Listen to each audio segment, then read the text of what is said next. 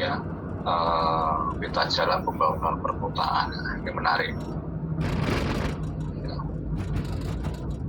Oke, teman-teman sekalian, nanti saya download lagi kalau memang belum. Ya. Saya tarik lagi ke sini. Ya, semoga kelihatan ya. Jadi sebetulnya sekali lagi saya mengingatkan bahwa ilmu Anda itu, kebijakan publik itu bisa menjadi social engineering, rekayasa sosial untuk menuju pada sebuah format yang diinginkan oleh roadmap. Ya, dalam hal ini kita mengacu pada KPN 2045. Tapi tentu saja tidak mudah. Mengapa? Karena kebijakan itu berada di tangan yang berbeda-beda. Tiap kementerian itu sangat berbeda. Sehingga lokusnya memang kota, tetapi punya perspektif yang titik tekan yang berbeda-beda. Dan itu kalau kita tarik ke belakang, saya kira teman-teman mahasiswa akan sangat paham tentang silo mentality, itu sektoral, ya, yang sulit sekali untuk bersinergi walaupun di bawah dirijen yang sangat kuat, karena tradisi itu sangat kompleks, tidak hanya kepentingan ekonomi dalam hal ini di spesifik anggaran, tetapi juga ada agenda tersembunyi, misalnya kepentingan politis, apalagi juga bahwa pengalaman ada riset di era otonomi itu di mana antar kabupaten ternyata susah sekali saling sapa, ya. Di samping masih ada unsur ekosektoral, ekowilayah, tapi juga diperparah dengan fenomena partai yang tidak akur, ya, tidak masuk partai pemerintah, tidak masuk di dalam sebuah koalisi dan seterusnya. Itu ikut memperparah bagaimana sebuah entitas itu bisa dikeroyok bareng, ya, dalam artian unit teknisnya, OPD-nya, dinasnya di bawah itu bisa serentak untuk menuju satu titik. Karena di pusat sendiri juga penyakit itu juga masih ada, jadi ini memperparah fenomena di daerah. Oke, itu teman-teman sekalian, itu pengantar. Saya ingin coba, ya, Anda lihat di revisi perusahaan berkaitan dengan serangan kebijakan publik yang bertujuan untuk memperbarui kehidupan di wilayah perkotaan. Ada tata guna lahan, transportasi, perumahan, hingga ekonomi. Ya, salah satu yang pernah saya kemukakan di sini adalah Singapura. Itu kan termasuk kota yang dikatakan cukup berhasil. Ya, cukup berhasil. Nah, salah satunya dari sisi kohesi sosial, ya, saya lihat pembangunan perumahan itu dia menerapkan betul 321 yang dulu sempat diadopsi oleh Indonesia, tapi sekarang Indonesia lepas. Ya, misalnya kohesi sosial. Singapura juga dengan konstruksi Melayu, Cina dan India itu ternyata juga bisa mempertahankan keutuhan, ketahanan nasional, dan itu terekspresikan kebijakan tata ruang, tata lahan, transportasi, ya, juga ada perumahan hingga ekonomi. Ya. Nah ini laboratorium yang sangat menarik. Teori ini juga melibatkan analisis proses perumusan kebijakan yang terdiri dari, sehingga Anda sudah jadi pakarnya, agenda, perumusan kebijakan, pelaksanaan, evaluasi. Tapi juga terdapat berbagai teori perkotaan yang menjelaskan tentang struktur, pertumbuhan, dinamika kota yang menjadi dasar perumusan kebijakan tersebut, seperti teori inti ganda dan model kota baru. Ya, ini banyak sekali teori yang bisa menjelaskan. Saya sendiri juga lagi belajar. Ya, teman-teman sekalian, saya tadi coba masuk ke kota Surabaya, ya, mungkin akan saya sampaikan di akhir. Ya, aspek kunci dalam teori kebijakan perkotaan adalah tindakan publik yang dirancang untuk mempengaruhi kota secara keseluruhan, ya, totalitas, bukan hanya individu. Jadi ini tata ruang, saya hampir tidak punya ingatan, artinya sangat jarang teman-teman mengangkat kebijakan tentang tata ruang, ya, infrastruktur hingga pengelolaan lingkungan.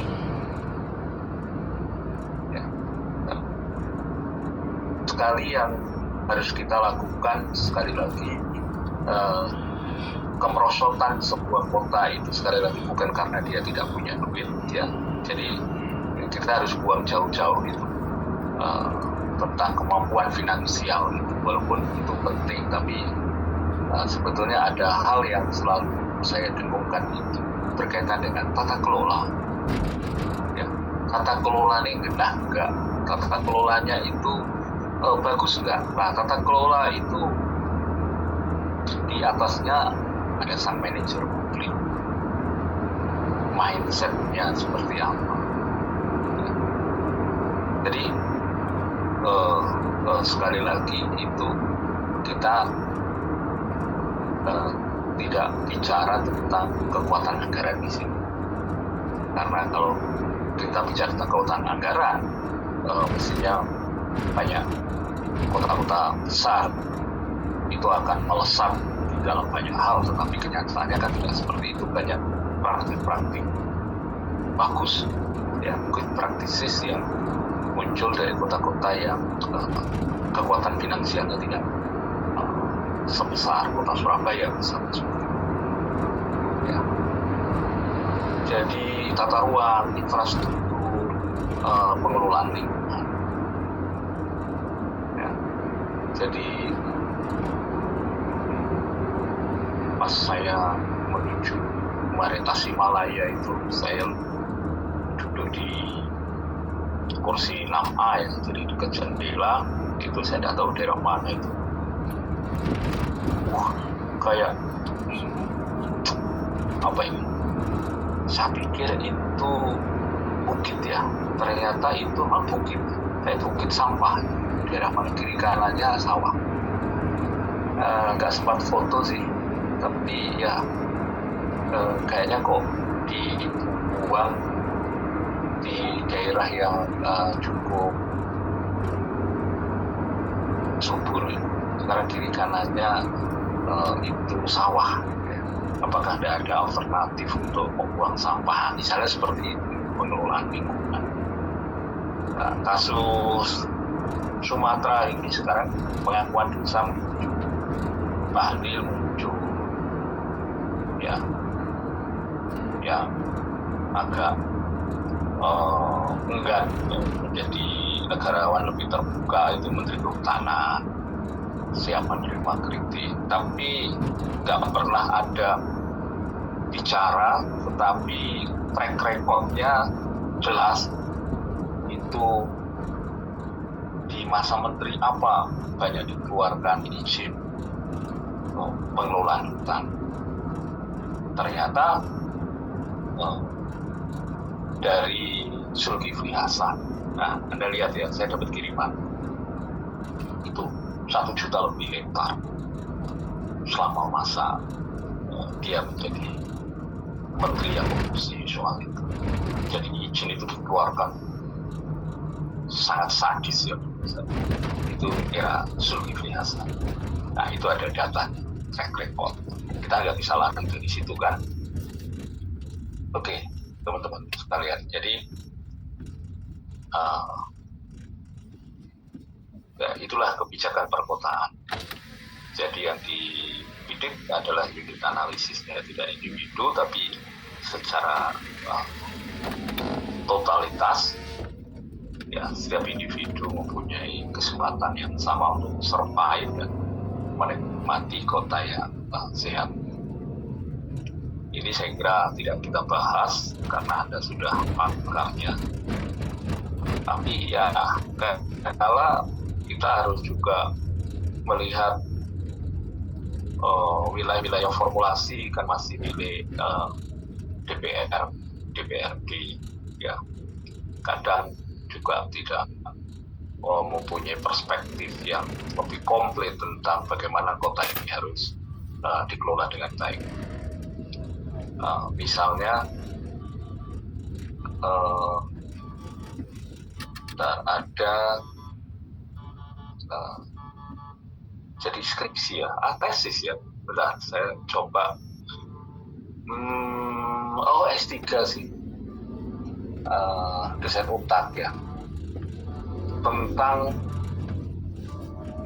studi kasus kota Surabaya tentang minuman beralkohol ya, itu udah disebut perda. Minuman beralkohol itu akhirnya sampai dia studi dan mau lulus S3 ini itu tidak jelas, masih posisi status quo. Saya tanya waktu ujian apakah ini sudah dicabut, ternyata belum juga, tapi tidak dilaksanakan. Minuman beralkohol dulu kok sempat itu muncul. Ide pertama itu dari eksekutif atau dari legislatif ya. Tapi di dalam disertasi itu ada satu pemikiran muncul ya, dia hanya mendeskripsikan untuk retribusi ya retribusi atau pajak ya, saya lupa, mungkin retribusi tentang atau cukai, saya nggak tahu juga. Jadi cukainya cukup menggiurkan, tetapi ongkos sosialnya juga besar ya, sehingga di dalam perkembangannya perda itu nggak tahu gimana posisinya. Saya lebih suka pakai kata-kata status quo, tapi bukan itu. Apa yang menarik ya, tarik menarik kepentingan tentang sebuah fenomena yang cukup sensitif ya, itu juga ada yang tidak terlalu memberikan ruang pada aspek itu, tapi masih melihat aspek yang itu akan membuat ongkos sosial yang lebih besar. Kemarin ya minggu siang pas saya lagi jenuh, saya biasanya kalau jenuh saya di mall bawa laptop itu ya, paling dekat dengan rumah saya ya, paling dekat di Surabaya Plaza. Biasanya saya bikin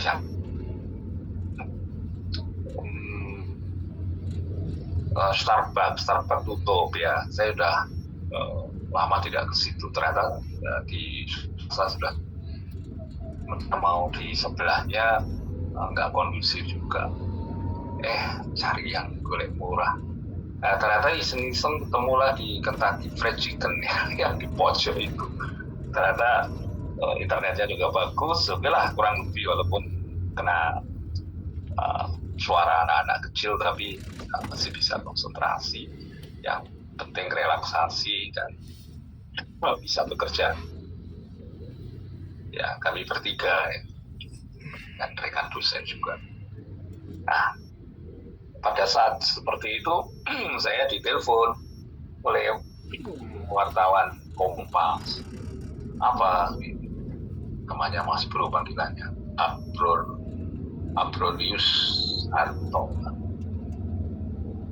Enggak, saya nggak begini. Depannya nama baptis lah pokoknya. Abror. Panggilannya saya sebut aja Mas Bro. Abrosius mungkin. Itu tidak pendapat Bapak ini tentang makam ya yang selama ini luput dari perhatian. Ternyata pemerintah kota Surabaya, nggak tahu beritanya udah muncul nggak, dia mau ngirim ke saya. Makam itu mau dibuat, salah satu yang informasi dari dia adalah makam itu akan di satu lubang bisa untuk sekian orang. Saya hanya mencoba tanggapannya gimana cara akademik. Saya bilang sebetulnya sudah lama sekali makam itu dulu pelan tapi pasti tidak begitu mendapatkan perhatian dari pemerintah kota. Ya, misalnya makam Ngagel itu ya, mertua saya juga dimakamkan di sana. Tumpang tindih. Ya, pada dulu ada dinas makam ya, Pak dosen muda atau apa. Sekarang ternyata makam itu masuk ke lingkungan hidup. Terus ada rencana seperti itu. Menurut Bapak gimana? Saya mengatakan bahwa satu lubang terus diisi banyak orang itu menurut saya vulgar untuk aspek yang berkaitan dengan budaya dan aspek religius ya. Tidak semua orang pasti akan menimbulkan kegemparan. Nah, apa yang harus dilakukan? Makam itu memang harus direvitalisasi. Ya, negara harus hadir di makam sebagai masalah perkotaan. Harus diurus dan kemudian di situ karena tanah itu terbatas, maka nggak ada masalah itu kena retribusi atau pajak ya, apapun lah namanya. Intinya ada model Jakarta itu kan kontras ya, tahun harus bayar retribusi sekarang. Nah itu mungkin jauh lebih elegan, tapi karena kita sudah lama sekali tidak memikirkan dengan serius tentang pengelolaan makam itu, maka untuk sekarang mungkin mulai diperhatikan ya. Saya nggak tahu pasti debatable juga ya kalau itu masuk dinas lingkungan. Berarti kalau dinas lingkungan kan tupoksinya lingkungan nomor satu. Bagaimana makam itu tidak menjadi sebuah daerah yang kumuh, kalau malam dipakai untuk hal-hal yang nggak bagus, ya justru dia bisa menjadi lebih rindang, lebih teratur, baik administrasi. Intinya tata kelolanya mesti ada lebih bagus. Nah, kita lagi tani turun lah ya menurut saya untuk mengurusi itu, di mana negara harus hadir. Oke, menerapkan dengan kontrak, dengan tarif itu nggak ada masalah. Cuman yang saya garis bawahi adalah bahwa makam-makam itu harus direvitalisasi segera. Kalau ada kontrak segala macam itu diatur, itu jangan diambil sebagai PAD, harus dikembalikan lagi pada upaya untuk merevitalisasi makam sebagai sebuah kebutuhan, makam sebagai bentuk pelayanan publik yang negara harus hadir untuk masyarakat. Singkatnya seperti itu sekalian. Jadi saya juga terkejut. Nah, ini ternyata tim Kompas sudah melakukan riset tentang makam itu di kota-kota besar memang hampir terlantar ya. Jakarta mungkin lebih maju ya, karena desakan untuk mengelola makam dan negara harus hadir muncul dengan jauh lebih kuat dibandingkan kota-kota lain di Indonesia. termasuk Surabaya. Surabaya juga sudah mulai memikirkan, tapi makam-makam yang kecil-kecil seperti Ngagel, Kembang Kuning, mesti negara harus hadir. Nah, itu contoh aja masalah perkotaan yang kita bahas malam ini. Dulu nggak pernah berpikir kan, nah, sekarang harus ada tarifnya segala macam. Nggak ada masalah, daripada membuat tumpuan itu ongkos sosialnya jauh lebih besar.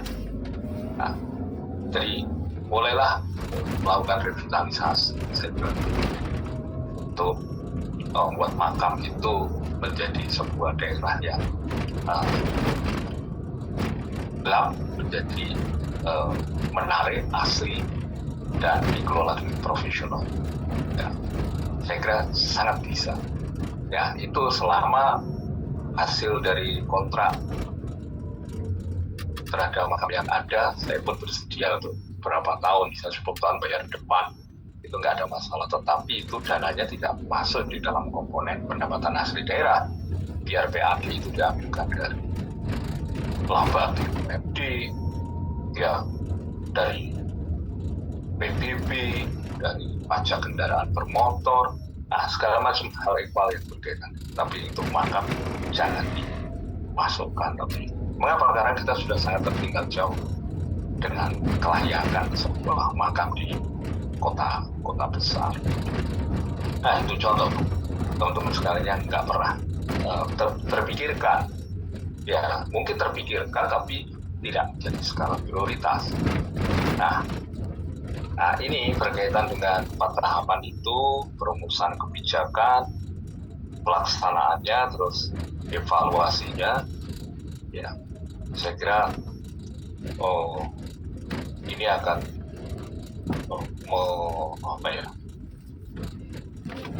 mungkin riset-riset teman-teman FKP itu bisa menjadi salah satu bahan yang dibicarakan, yang memang harus ditulis ya, disuarakan di media dan segala macam, agar bisa menuju pada evidence-based policy. Oke. Ya. Saya lihat teori kebijakan perkotaan itu sangat beragam.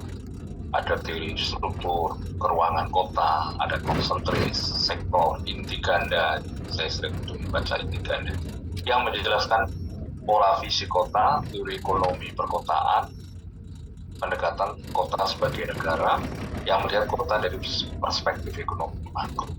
Hampir semua kota di Indonesia, termasuk Jakarta, itu kan dulu julukannya adalah kampung besar. Jadi memang desain yang masih, saya tidak sebut kampungan lah, sangat alami, sebuah pemukiman yang tidak pernah terpikirkan menjadi sebuah lingkungan yang alami. Tambal sulam itu mesti harus dilakukan re-engineering agar menjadi sebuah entitas yang sehat, sebuah entitas yang tidak banyak menimbulkan masalah untuk tempat tinggal, ya, sehat dan menyehatkan. Nah, ini misalnya kita lihat teori konsentris ya. Jadi teori ini menjelaskan seluruh kota yang berkembang secara teratur dalam zona-zona konsentris, dimulai dari zona bisnis, CBD, dan meluas ke zona perumahan dan komuter. Ya, ini yang belum terjadi di kota ini menurut saya ya. Kalau saya belajar dari Taiwan, terus di Paris, nanti orang itu atau pusat terame, pusat interaksi, pusat apa itu adalah station. Ya. Nah ini selaras dengan perkembangan public transportation. Selama ini stasiun masih kalah ramai dengan terminal. Tapi social engineering ini akan mudah sekali beralih. Ya, kalau nanti bis-bis antar kota itu bisa tergantikan oleh kereta api, ya, komuter, maka pusat-pusat keramaian ya, itu akan selalu station. Kos-kosan mahal di kiri kanan station. Saya waktu di Taipei itu ada teman HI yang lagi studi di sana, dicarikan dekat station lebih murah karena jalan kaki. Ya, di kita belum ada gerakan ke arah itu, karena itu selaras dengan perhatian pemerintah masih memakai public transportation itu tidak menjadi kebutuhan utama. Tapi sudah menggeliat sih, tapi menurut saya tidak begitu signifikan, masih kebalap dengan fenomena pertumbuhan ekonomi, urbanisasi, ya itu. Jadi yang selalu dikatakan di dalam KPN itu 2045 itu kata urbanisasi. Pastinya kita berani ngambil sebuah kebijakan yang menghasilkan multiplier effect ya. Ya, transportasi murah, aman, ramah lingkungan, tapi juga bisa mengurangi urbanisasi masuk kota ini, karena urbanisasi ini juga menjadi pemicu dan pemacu kota ini menjadi bebannya menjadi sangat berat. Ya. Mengapa kebijakan itu nggak segera diambil? Saya juga nggak tahu. Public transportation Surabaya termasuk tertinggal, ya teman-teman sekalian. Oke, jadi Anda lihat zona konsentris, ada zona bisnis, meluas ke perumahan dan komuter. Saya kira zona-zona perumahan juga masih mengikuti pola akses jalan ya, juga sungai. Saya lihat juga di kemarin itu kaget juga, saya ada perumahan bagus di pinggir sungai di daerah mana itu ya. Saya waktu itu jadi reviewer pengabdian masyarakat yang didanai UNER. Belakangnya ternyata sungai besar. Ya, itu perumahan yang bagus. Saya nggak nyangka kalau di situ ada sungai. Oke, teman-teman sekalian. Jadi ini teori konsentris. Jadi berkembang secara teratur dalam zona-zona konsentris, akhirnya berkembang. Kayak ini kalau di tingkat provinsi itu zona, kalau orang ekonomi biasanya bilang zona pengembangan. Jadi misalnya Surabaya, terus kemudian Jember, Madiun, ya zona-zona pengembangan. Terus mereka berkembang, akhirnya ketemulah gitu. Jadi yang dikembangkan tidak hanya center-center, tapi sudah nyebar di beberapa wilayah. Mungkin Jawa Timur itu ada 4-5 wilayah pengembangan. Nah itu nanti akan ketemu, makin berkembang antara konsentris itu akhirnya akan menyapu juga wilayah-wilayah yang blank spot ya, akhirnya tercover juga di situ. Dan itu bisa dimulai dari keberadaan perumahan, bisa dari kampus, ya keberadaan kampus. Jadi ini nanti kalau kampusnya UNER itu jadi ya, yang kampus di 500 hektar itu nggak pernah dengar ya. Dulu waktu saya dekan itu 500 hektar di dekatnya Pandaan situ. Jadi termasuk Pasuruan, mungkin ada Malang Kartutin, itu 500 hektar ya. Jadi dari Bappenas sudah UP. Di sana ada bangunan punya FKH kalau nggak salah di sana. Jadi tempatnya Prabowo FKH sudah ada di sana. Terus ya itu rencana besar. Anda nggak usah nunggu itu menjadi terrealisasi. Oke, kalau asumsinya seperti itu, kita coba lagi teori sektoral punyanya Hoyt. Menyarankan bahwa kota tidak tumbuh dalam cincin melingkar, melainkan dalam sektor-sektor yang memanjang di sepanjang rute transportasi utama. Dengan area perumahan berkualitas tinggi berkembang di sektor tertentu. Jadi ini kalau tadi konsentris ya kecil, ini sektor. Jadi ini kayaknya lebih besar ya. Tapi ini Anda lihat sektor-sektor yang memanjang di sepanjang rute utama. Tadi transportasi utama jalan ya. Saya kira mudah dilihat di map itu dulu. Sekarang sudah.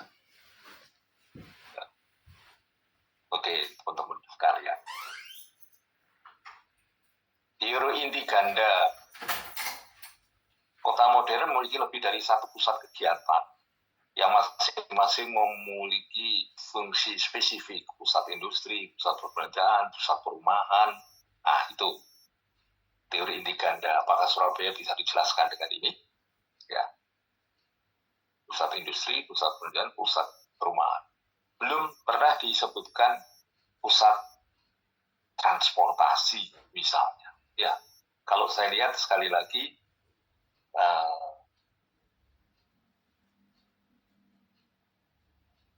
station, ya, mungkin rumahnya yang sekarang dekat station akan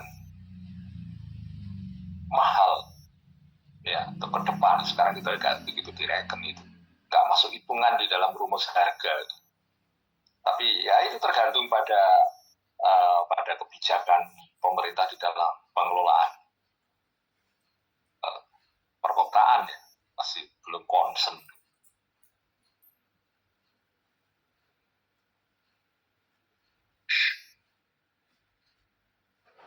Teori agropolitan ya, mempromosikan pembangunan pedesaan perkotaan yang berkelanjutan dengan menyeimbangkan kegiatan pertanian dan non-pertanian, menekankan kemandirian dan ketahanan wilayah. Nah ini, jadi ini karakter desa kota. Kemudian yang desa pertanian dan non-pertanian di kota. Tapi saya agak pesimis. Memang kota-kota di Indonesia itu akan berkembang karena dia punya orang, penduduknya makin banyak. Di situ ada energi yang tidak cukup bisa, maksud saya energi finansial yang investasi, ya, terus juga di situ juga ada perumahan ya, yang tidak terkendali, maksud saya, karena tata ruang tidak begitu ketat, sehingga perumahan itu memberangus tanah-tanah subur, sehingga kegiatan pertanian dan non-pertanian tidak bisa seiring bersinergi di dalam konteks untuk memberikan penyeimbang alam yang bagus, karena tata ruang sudah menjadi tata uang. Ya, disasai pokoknya disikat. Pokoknya yang penting perumahan itu aksesnya ke jalan raya patut dibanggakan, dia akan beli gitu. Sehingga tata ruang itu dikoreksi terus. Ya. Jadi saya masih ingat gaya bupati lama di sebuah kabupaten itu waktu sidang, anak emasnya itu kepala dinas PU. Jadi dia sudah beli punya sudah beli tanah yang non jauh di sana sehingga murah, kemudian dia mau buat peternakan, tapi nggak tahu ceritanya. Akhirnya kayaknya usahanya seret juga karena akses jalannya nggak begitu bagus. Akhirnya dia menggunakan kepala dinas PU yang mestinya kalau dia bangun tidak mempunyai muatan apapun, itu maksudnya tidak ada muatan ekonomi, dia kepentingan pribadi, itu sebenarnya hanya 13 kilo. Tetapi karena disuruh melingkar oleh Pak Bupati menjadi sekitar 28 kilo, melewati tanah yang itu. Nah, saya tahu itu karena ikut sidang, ya ikut mendengarkan di dalam sidang itu. Itu ada dua kabupaten di Jawa Timur yang modus operandinya kayak begitu. Akibatnya karena dilewati oleh akses jalan, tanahnya menjadi lebih mahal, ya harga jualnya naik. Nah, yang di salah satu kota lagi, ini loh teman. Jadi sebetulnya feasibility study terminal itu mestinya letaknya ada di sini, gitu ya. Karena itu hasil survei, karena dilewati oleh angkutan umum, sehingga pas angkutan umum orang mau terminal antar kota, sehingga dengan dilewati angkutan umum itu warga kota itu bisa dengan mudah pulang dan pergi karena menjadi rutenya angkutan umum itu keberadaan dari terminal itu. Tapi kemudian karena dia punya tanah juga di tempat yang agak berbeda, dipaksakan atas nama feasibility study segala macam, akhirnya berubah di tempat lain. Nah, di mana tidak ada angkutan umum. Akhirnya mati juga. Nah, kisah-kisah memilukan selalu ada. Ya, ini kan mau mencoba pertanian dan non-pertanian. Sulit sekali, tata ruangnya nggak bisa digenggam. Betul, penguasa daerah sangat lemah untuk itu. Oke ya, ini agropolitan. Sulit sekali, karena daerah-daerah pertanian habis. Ada lagi teori pembangunan perkotaan yang fokus pada pertumbuhan dan keberlanjutan. Ya, coba nanti Anda pelajari. Nah, ini ada konsep yang menarik ya, good urban governance. Ya, tolong didalami. Di situ menekankan pada partisipasi publik, transparansi, akuntabilitas dalam pengelolaan kota untuk meningkatkan kualitas hidup. Ini mungkin akan muncul setelah berapa dekade gitu, good urban governance. Ya, di saat masyarakat kota sudah well educated, mungkin ya sangat concern terhadap kualitas udara dan seterusnya. Nah, ini teori konsentris tadi ya, sudah kota berkembang dari pusat keluar secara teratur, membentuk zona-zona seperti pusat bisnis, transisi, zona permukiman, pusat-pusat pertumbuhan. Kalau teori sektor, tidak hanya dari inti, melainkan dari wilayah sektoral yang menyebar.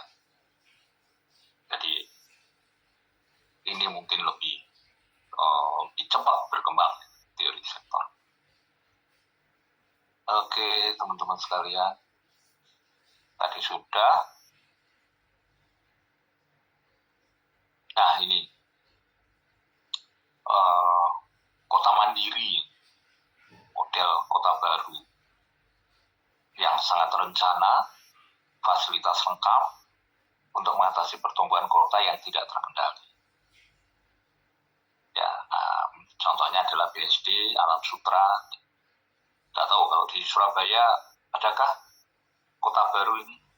Surabaya Barat masuk kota baru kah? Ya, mungkin bisa ya. Gitu. Terus ada lagi teori penyusutan kota, menganalisis penurunan kota yang dipengaruhi oleh globalisasi, deindustrialisasi, penurunan populasi dan seterusnya. Pernah saya ceritakan ya, wali kota di Amerika itu. Teori agropolitan, jadi sudah muncul lagi. Teori pilihan publik, public choice theory, menerapkan prinsip ekonomi pada politik perkotaan, menekankan persaingan antar pemerintah daerah untuk menarik penduduk dan bisnis melalui penyediaan layanan publik yang efisien dan kebijakan pajak yang menarik. Jadi public choice theory ini kan menempatkan publik itu sebagai customer yang sangat rasional, sehingga dia akan menuju pada pemerintah daerah yang perform, ya, pelayanan publiknya bagus, dan seterusnya misalnya. Saya sih berharap sebetulnya kayak Gresik, Lamongan ke arah barat ya, itu menjadi bagus, sehingga mengapa tidak. Saya kira teman-teman dosen di UNER juga banyak yang tempat tinggalnya di Sidoarjo, ya, Sidoarjo juga mau penuh dan sebagainya. Saya dulu pernah Mojokerto. Waktu itu hampir proyek itu dapat saya ya, tapi di detik-detik terakhir kurang 1,5 jam saya tidak tahu bisa beralih ke konsultan yang lain. Waktu itu kita survei Sidoarjo Mojokerto itu berada di dalam persimpangan, kita sebut aja 50-50. Mereka bingung, pembedanya bingung, ini kita tuh mau melepas sebagai kota industri atau kota dengan ciri khas pertanian. Ya, sanksi waktu itu di tengah perjalanan. Saya sudah memberikan catatan karena ikut survei juga, bahwa kalau kita lihat penyerapan tenaga kerja, tanah subur, segala macam, jangan membuat wilayah ini dengan hipotetis. Ya, segera tentukan berdasarkan evidence-based policy. Data-data menunjukkan sebetulnya Mojokerto itu mesti harus menjadi daerah tidak buffer zone-nya Sidoarjo, tapi dia mesti harus memperkuat aspek pertaniannya, karena masyarakatnya sebagian besar dia hidup di situ. Kalau itu nanti Anda lepas menjadi daerah industri, ada polutan dan sebagainya. Saya tidak tahu apa yang terjadi dengan sekarang, karena saya tidak punya data ya tentang Mojokerto. Oke, tentu perkembangan kota terus akhirnya kan untuk maksa sedikit ya, ada Pemkot ya, Pemkot Mojokerto, aduh mau mana malah itu PAD-nya kayak apa itu Mojokerto berani jadi Pemkot. Ya moga-moga saya tidak salah ya, betul ya Pemkot ya.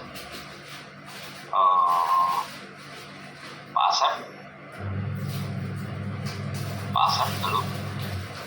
Iya, Prof. Itu si Mojokerto itu Pemkot ya?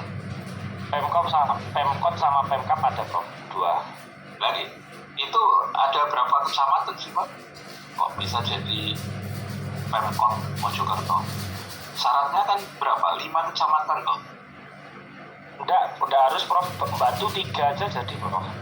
Batu itu 3 kecamatan seingat saya. Lah parameternya apa itu? Pak Asep ya. Aku pernah membaca itu 4 atau 5, kayak sebuah wilayah mesti seperti mana tuh Madura.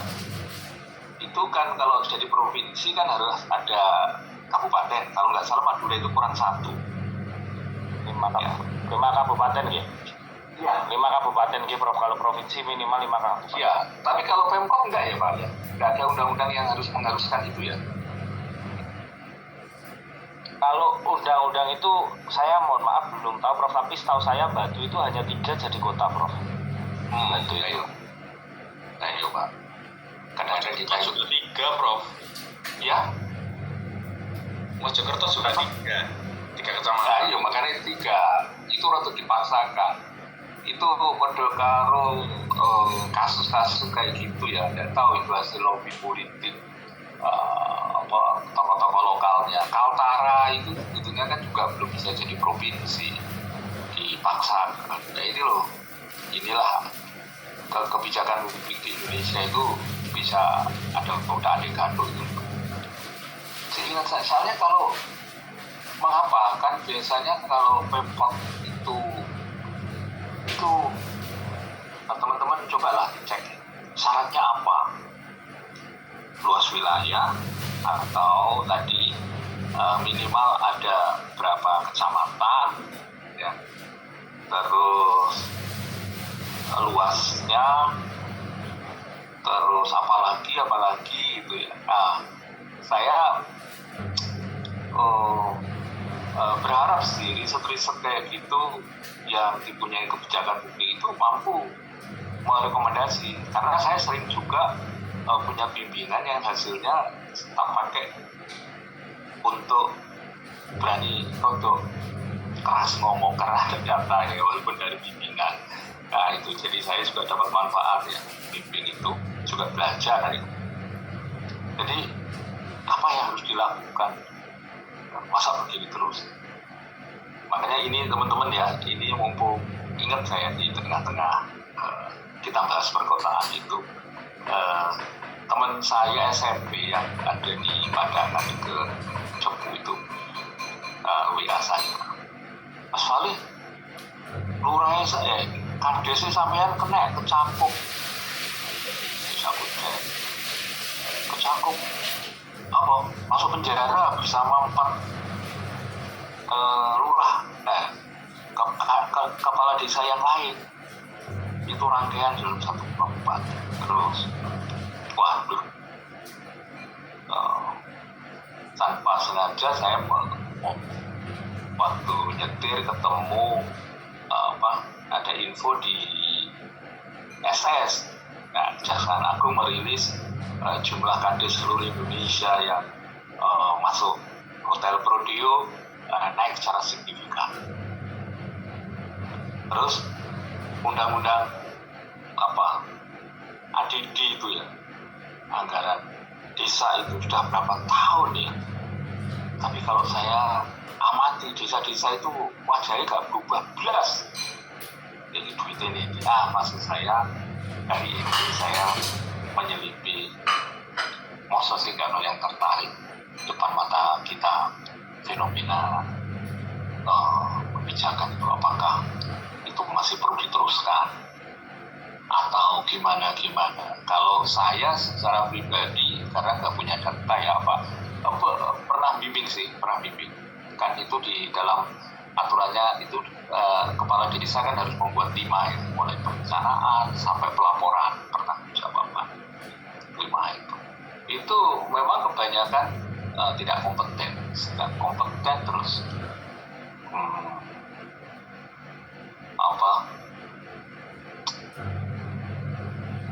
saya membayangkan tiap desa punya skenario sendiri-sendiri.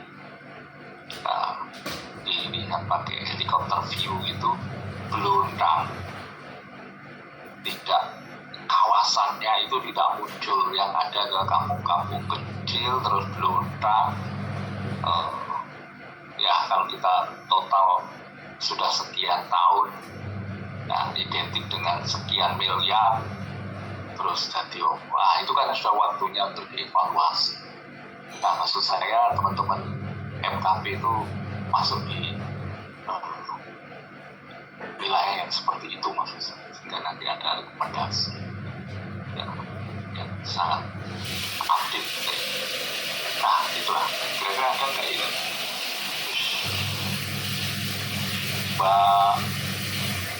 Pak Asep tentang apa Pak Asep?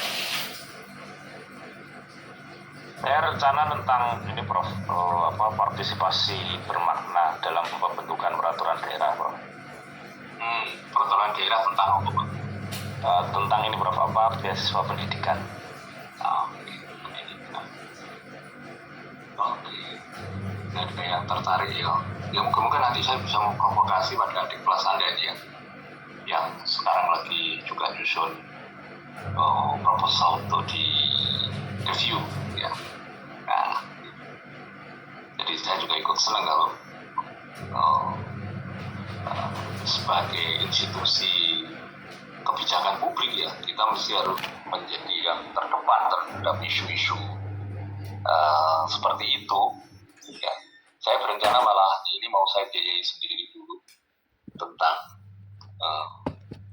kepala desa ini kayaknya sudah sangat urgent ya, tongkap tangkap tapi kemudian apa yang menjadi penyebabnya ya. Masih ingat ya, saya selalu katakan Einstein bilang kalau saya dikasih waktu 1 jam 60 menit untuk menyelesaikan masalah dunia, 55 menit saya gunakan untuk menemukan akar masalahnya dan hanya perlu 5 menit untuk memberikan solusi. Tidak ada kata lain, riset. Nah, itu mereka yang tertarik dengan fenomena. Kota ini juga sangat menarik. Mengapa urbanisasi jalan terus? Ya, jadi itu kalau teori pilihan public choice theory itu dia individu itu bebas mau mengambil ruang yang paling menguntungkan untuk dirinya ya. Kalau saya lihat itu Surabaya Benowo terus itu ke sana bukan perumahan itu Surabaya coret, bukan orang Surabaya semua. Mengapa enggak mencari Gresik kota ya, misalnya, tapi ternyata memang ada akses jalan untuk mencari tempat penghidupannya lebih dekat gitu. Ya, oke. Teman-teman sekalian, mereka yang punya mobil mungkin lebih suka. Saya lihat, soalnya istri juga kerjanya di universitas di Surabaya Barat itu ya, kadang-kadang kalau supir saya sakit saya nganter itu mengkoyok cendol. Tapi begitu jam 8 lebih sedikit itu sudah sepi, longgar kok. Ya saya kira dimanapun juga kalau pas jam yang sama pasti ya kayak cendol. Apalagi di situ ada tol ya yang belum nyambung gitu ya. Kemana itu Pak ya, belum nyambung. Wah itu kalau infrastruktur itu saya kira rada sabar gitu ya nanti akan terjadi. Tapi perumahan udah sangat banyak di situ. Ya ini teori apa yang bisa menjelaskan. Jadi akhirnya karena perumahan ada, kampus ada, akhirnya kos-kosan, akhirnya UKM, warung, dan kota. Oke. Itu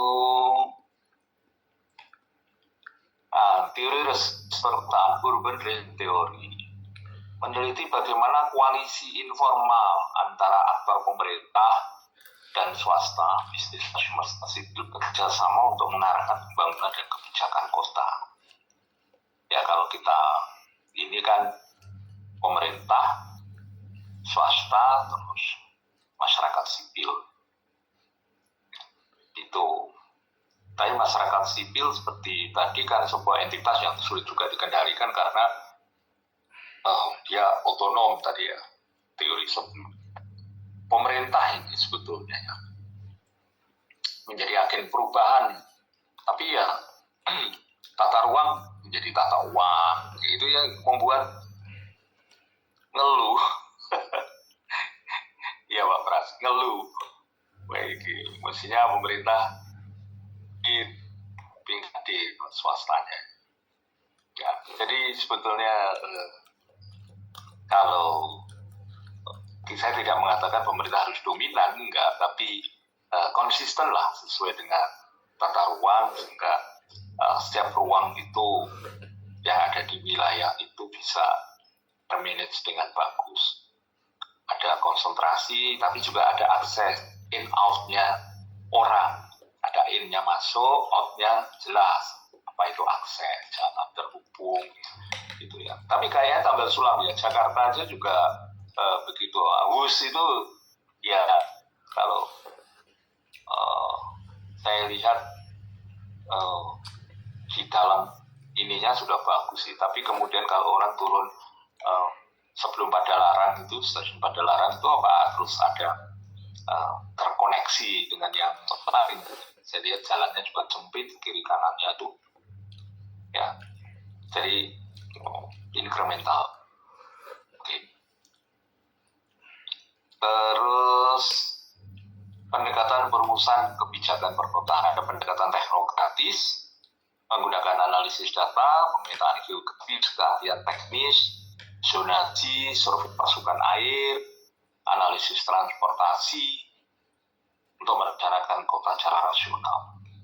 Pendekatan politik, nggak begitu tertarik saya. Mempertimbangkan pengaruh politik, lobby, kekuasaan dalam pengambilan keputusan.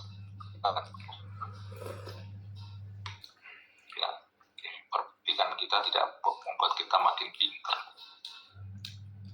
Pendekatan partisipatif, melibatkan masyarakat, termasuk masyarakat kampus, swasta, pemangku kepentingan lainnya dalam proses perencanaan untuk memastikan kebijakan mencerminkan kebutuhan dan aspirasi lokal, local wisdom.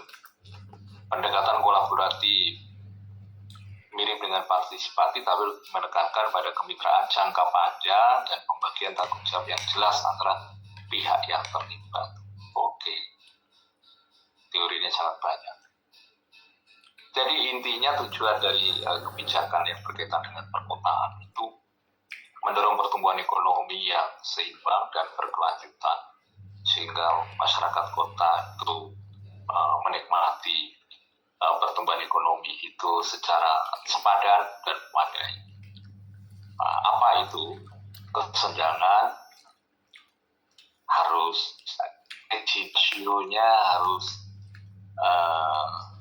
lebih mendekati 0 ya. Iya Pak Pras ya, mendekati 0 ya. Kalau mendekati 1 makin terjadi makin dalam. Iya, makin dalam, makin mencolok gitu. Ya. Saya masih luar biasa masalah kota itu. Saya lihat di sepanjang kemarin kan naik kereta ya. Aduh, Masya Allah betul. Lihat kehidupan pinggir kiri kanan rel itu sungguh tersentuh. Ya, sungguh tersentuh gitu. Bagaimana masyarakat membuat rumah di pinggir, Masya Allah. Ya itu apa ya, kaum marginal, termarginalisasi, denyut pembangunan. Nah, apakah nggak bisa seperti yang Ahok buat itu, terus dibuatkan perumahan yang lebih elegan, rumah susun misalnya. Nah, tapi rumah susun ternyata saya pernah bimbing S1 juga ternyata diperjualbelikan juga. Jadi aduh, rasanya kok apa ya, tidak pesimis sih, tapi effort itu keteguhan jiwa itu ya, termasuk untuk peneliti itu dibutuhkan ya, apalagi mereka yang punya kewenangan ya. Di sini dan gitu, kalau para pemimpin itu sering melihat jangan hanya di dekat mall tapi juga di pinggir kali. Bu Risma saya kira untuk pinggir kali sudah berani bisa membalik ya, sehingga depannya bisa untuk kecil ya, diubah. Tapi itu nggak diteruskan maksudnya. Oke, mengintegrasikan isu lingkungan regional global ke dalam praktik manajemen perkotaan, meningkatkan metodologis dan transportasi antar kota. Nah, maksud saya transportasi kereta yang ramah lingkungan, ya, tidak menambah kemacetan, ya, itu yang saya maksudkan. Saya artikan itu ya, bukan Trans Jatim, ya, atau ya kota Surabaya. Peran partisipasi masyarakat, keterlibatan aktif masyarakat dengan menjadi kunci percepatan pertumbuhan ekonomi perkotaan. Oke, saya akan tanya. Nah ini sebetulnya saya bukan Surabaya, tapi oke, ya, ini yang sangat gagal itu kota besar yang mengalami urbanisasi cepat tanpa perencanaan dan tata kelola yang memadai adalah Kinshasa, Kongo, dan Lagos, Nigeria, semua di Afrika. Ya, saya kira sampai hari ini, apalagi kalau Sudan, ya kemarin ini, Sudan Utara, Sudan Selatan, perang, wis merdeka, Sudan Selatan merdeka, itu yang non-Muslim ya, perang juga antar suku. Nasib, ya, tipikal. Kemiskinan massal, infrastruktur yang tidak memadai, penyebaran pemukiman kumuh yang luas, jutaan orang hidup dalam kondisi di bawah standar kemanusiaan. Saya kira nggak usah ke Afrika deh. Anda melihat Bangladesh ya, melihat India, tapi di sisi lain punya proyek ruang angkasa, itu kadang-kadang miris juga masyarakatnya yang seperti itu. Oke, ya sampai kapan kita nggak tahu. Indonesia juga perlu perjuangan atau enggak, selalu ada pemimpin yang amanah. Ya, saya nggak ngomong Ratu Adil ya. Nah, jadi kegagalan itu, ini tadi, arus urbanisasi masif. Dan misalnya kan, sekali lagi itu memerlukan kerjasama ya. Misalnya kalau Surabaya ya, gerbang Kertasusila ya. Jadi itu buffer zone-nya itu diperbaiki. Kalau perlu Surabaya juga punya perusahaan tidak harus di Surabaya, kalau memang tanahnya nggak ada, bisa di sono. Ya ternyata arus urbanisasi yang masif. Jadi kota ini memang menjadi daya tarik karena bisa untuk nyari duit, sementara di desa nganggur, malah kena demam berdarah, yang